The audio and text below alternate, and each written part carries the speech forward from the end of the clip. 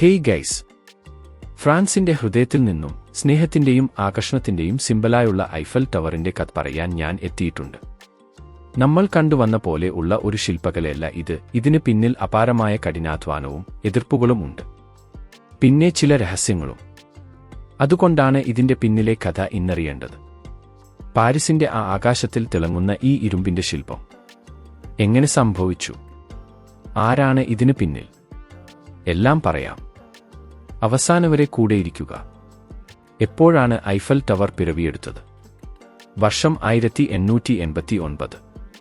ഫ്രാൻസിൽ വലിയൊരു celebration നടക്കാനിരിക്കുന്നു. French വിപ്ലവത്തിന്റെ 100 വാർഷികം.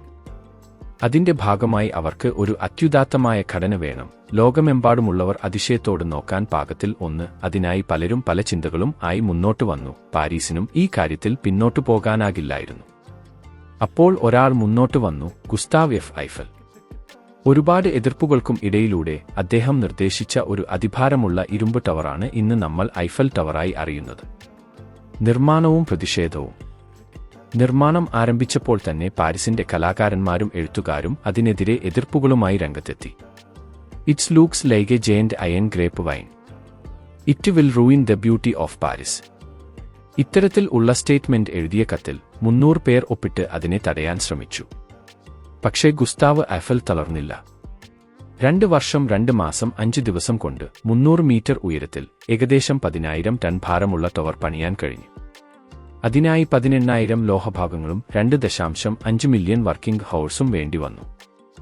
ലോകത്തിന്റെ ശ്രദ്ധ പിടിച്ചെടുക്കൽ. 1889 വേൾഡ് ഫെയറിൽ ടവർ ആദ്യമായി പൊതുജനങ്ങൾക്ക് തുറന്നു കൊടുത്തു. അന്നു മുതൽ പാരീസിൽ വരുന്ന മുഴുവൻ യാത്രക്കാരും ഈ ഇരുമ്പ് ഭീമനെ കാണാൻ വരുന്നത് പതിവായി. ലോകത്തിലെ ഏറ്റവും വലിയ കെട്ടിടം എന്ന നേട്ടവും ഐഫൽ ടവർ സ്വന്തമാക്കി. അതിനുശേഷം പതിയെ പാരീസ് ഇതിനെ സ്വന്തം ഹൃദയമാക്കി മാറ്റി. ഇന്നത് പാരീസിന്റെ പ്രതീകം മാത്രമല്ല, ഫ്രാൻസിന്റെ അഭിമാനവുമാണ്. ഒളിഞ്ഞിരിക്കുന്ന ചില രഹസ്യങ്ങൾ നിങ്ങൾക്ക് അറിയാമോ? ഐഫൽ ടവറിന്റെ മുകളിൽ ഒളിഞ്ഞു കിടക്കുന്ന ഒരു രഹസ്യമായ റൂമുണ്ട്. അതാണ് ഗുസ്താവ് ഐഫലിന്റെ സ്വകാര്യ ലാബ്. അദ്ദേഹം അതിൽ നിന്ന് ആകാശം നിരീക്ഷിക്കാറുണ്ടായിരുന്നു. ഒപ്പം ടവറിന്റെ മുകളിൽ തന്നെ ഒരു ചെറു പോസ്റ്റ് ഓഫീസുമുണ്ട്. അവിടെ സന്ദർശിക്കുന്നവർക്ക് അവിടെ നിന്ന് പോസ്റ്റ് കാർഡ് അയക്കാം. അതുപോലെ തന്നെ തണുപ്പുള്ള ദിവസങ്ങളിൽ ഈ ടവർ ചുരുങ്ങുകയും ചൂടുള്ള സമയത്ത് കുറച്ചു നീളുന്നതായും പറയപ്പെടുന്നു. അതുമൂലം ഈ ടവർ ജീവനുള്ള ഒരു വസ്തുവായും പലരും കരുതുന്നു. ലോകമഹായുദ്ധകാലത്തെ ദൃശ്യം.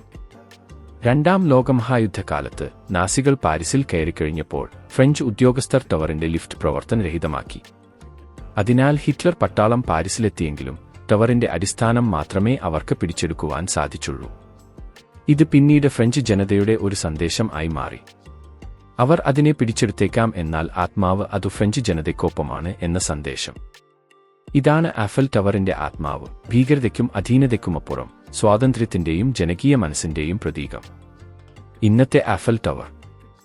ഐഫൽ ടവർ ഇന്ന് ലോകത്തിലെ ഏറ്റവും കൂടുതൽ ഫോട്ടോ എടുത്തിട്ടുള്ള സൈറ്റുകളിൽ ഒന്നാണ്. പ്രതിദിനം ആയിരക്കണക്കിന് ആളുകൾ അവിടെ കയറി കാഴ്ചകൾ ആസ്വദിക്കുന്നു. ഒരു വർഷം 70 ലക്ഷം ആളുകൾ സന്ദർശിക്കുന്നു. അത്രയും പ്രശസ്തമാണ്.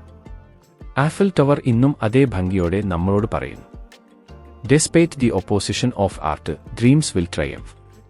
പാരീസിലേക്കൊരു യാത്ര എന്നത് എല്ലാവരുടെയും സ്വപ്നമാണ്. പക്ഷേ ഐഫൽ ടവറിന്റെ കഥ അറിയുന്നത് അതിലധികം കരുത്ത് തരുന്നതാണ്. ഒരാൾ തന്റെ സ്വപ്നത്തിന് പിന്നിൽ നിന്നാൽ എത്ര എതിർപ്പുണ്ടായാലും അതിനെ വിജയമാക്കാം എന്നത് ഇതിന്റെ സന്ദേശമാണ്. നിങ്ങൾക്ക് ഈ കഥ ഇഷ്ടമായെങ്കിൽ ലൈക്ക് ചെയ്യാനും ഷെയർ ചെയ്യാനും മറക്കല്ലേ. അഭിപ്രായം കമന്റിലായി പറയൂ. ഇനി ഏത് ചരിത്രം ആണ് നിങ്ങൾക്ക് കാണാൻ ഇഷ്ടമുള്ളത് എന്നുകൂടി പറയണേ.